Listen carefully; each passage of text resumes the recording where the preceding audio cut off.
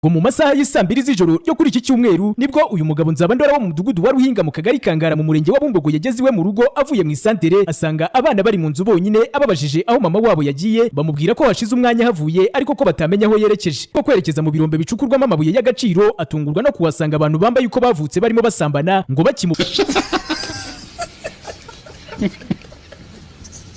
gasubiremo ako kana bakimubona uwo mugabo wari masambana musaba kutabarogoya. Nzabandora yitegereje neza atungurwa no kubona umugore we ari we wambariye ubusa undi mugabo imyambaro yabo yose iri ku gasozi.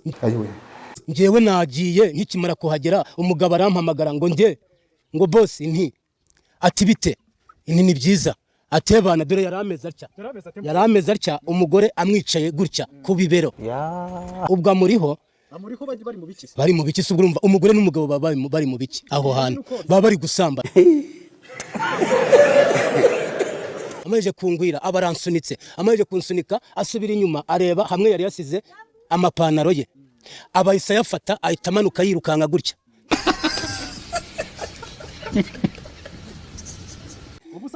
ubusa buri gasubiremo ako kana ubusa buri shawari huse yarapfuye ndabibonera gutya nsigarana n'umugore nta kantu yambaye natoragoye na mayo ubu mayo yenda cyane yibitse irimo aho mwikote irimo gasubiremo ako kana dore ngiyi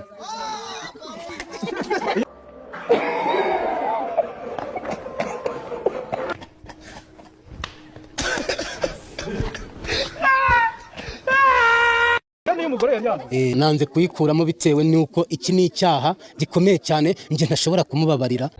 On prend la chèvre quand il hebebe. Ihenif uyifata igihebeba. Mu bwishunguzi bwinshi uyu Shadia ngo nubwo yabanaga na Nzabandora ariko ngo yamufataga nk'abandi bagabo n'ubundi asanzwe aryamana nabo. Arita se kari umugabo wanjye mu bohe buryo. Nuvuga umugabo uri kumbwira yuko ari umugabo wawe ntabwo ari umugabo. Nje nta mugabo ngira. Byavuga arabesha ibyavuga arabesha kandi ndanarangije. Kubyara nasubu ni wenyene nabyari.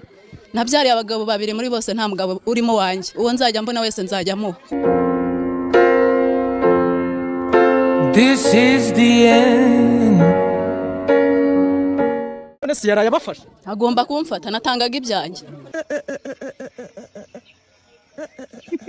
I wonder. Ese hari ibyo natanze? Iyo nta ifite sare yo yamaye ngo mubike. My friend.